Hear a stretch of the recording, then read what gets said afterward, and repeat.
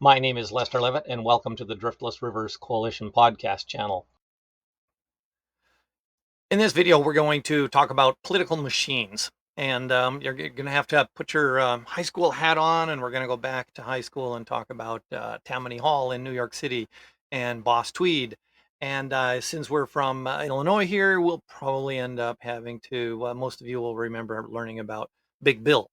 Who was, if you look him up on the Wikipedia page, known as one of the most corrupt mayors in the United States history. Still to this day, political science professors refer to it as Chicago-style politics.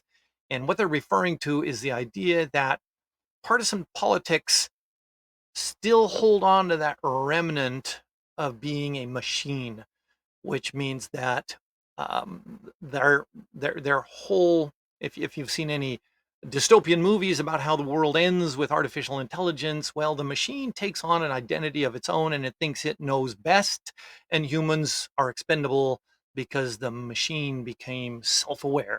Well, that's the way we are in politics here in Illinois still, and throughout the United States. Whenever you see gamesmanship and gerrymandering going on, it is the political machine rearing up its head, because partisan politics have defined this nation forever. And it's time we change that. And I'm going to try and teach you what is wrong with the current political system from the standpoint of a super PAC. So Driftless Rivers Coalition as a super PAC is nonpartisan. Our goal is to put people over partisanship. What we want is better policy. And good government is capable of great things. We are not after deregulation. We do not want to tear everything down.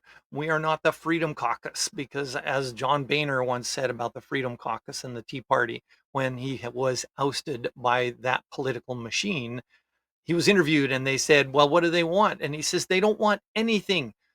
You can't negotiate with them because what they want to do is tear everything down, and they have nothing proposed to build or put back in its place. It's all about destroying what we have with no thought about what we are going to replace it with. So government is not the problem. Good government is capable of great things. And that's what the Driftless Rivers Coalition wants to underscore here. And so what we will undo here is what we want to do is we want to endorse good candidates running for office. We want to find good candidates willing to run for office. But the political machines are designed in such a way that we have people here in Illinois that are running for Congress against an incumbent that has $6 million sitting in the bank account. Well, that's an insurmountable hurdle if you are going to compete with that person in a primary election, because they've got $6 million to spend in a primary.